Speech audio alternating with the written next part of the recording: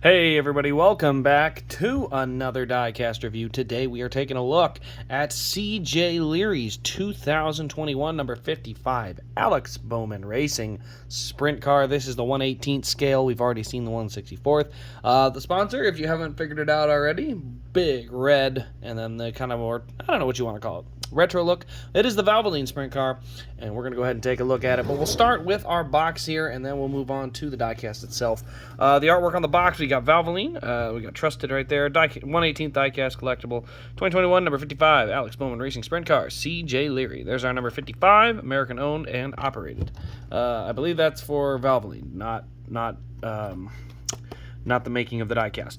The original motor oil, America's first motor oil brand. And then we got Leary again. Go to the side here. You can see we got Alex Bowman Racing, and then the number 55, and then Leary down below. So that's really all there is artwork-wise on this one here. Let's go ahead and take a look at our diecast a little closer. This one's always a little different because I have to almost like decide how I want to display it because it's a little harder to show off closely because of the because of the height. Let's see if I can do a 2-time zoom. No, we got to do a 1-time zoom. I tried it. But anyway, as you can see on the left side here, we've got our Hoosier racing tires. We've got the black rims on front and back. We can see, actually, we got gold exhaust pipes there. You can see the steering column there.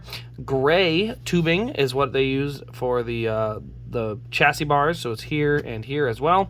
So we've got Valvoline, number 55 up there on the wing. We also have the original motor oil over here on the side. We got Alex Bowman Racing on the front wing.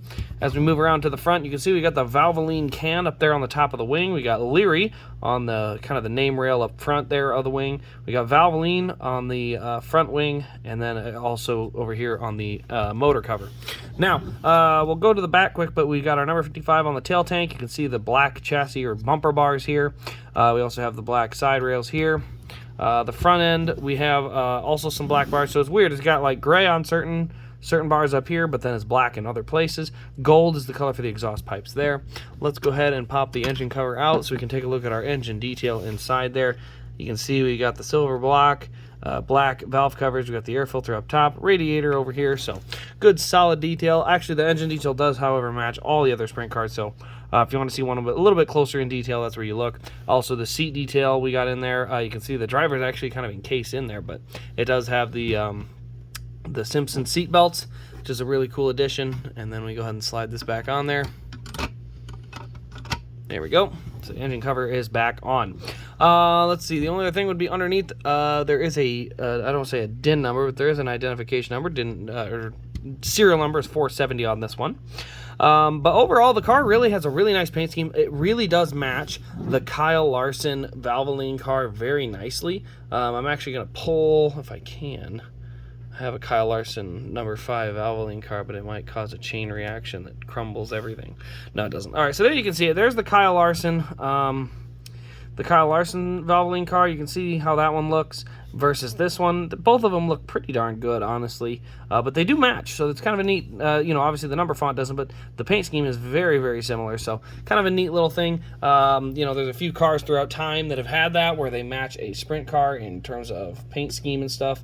There's a Casey Kane Mopar one, I have that. Casey Kane, or Joey Saldana Budweiser, I have that. Let's just say it happens a lot, and if it happened with Casey Kane, I got it. But yeah, overall, the paint scheme is pretty solid.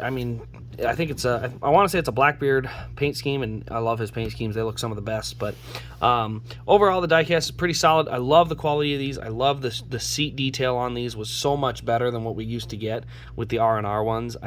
I'm blown away by that. The wing heights are a little different. I will say the wing on this side does stick up a little higher than it did on the other ones. Now, the car overall seems a little wider, and it sits a little better.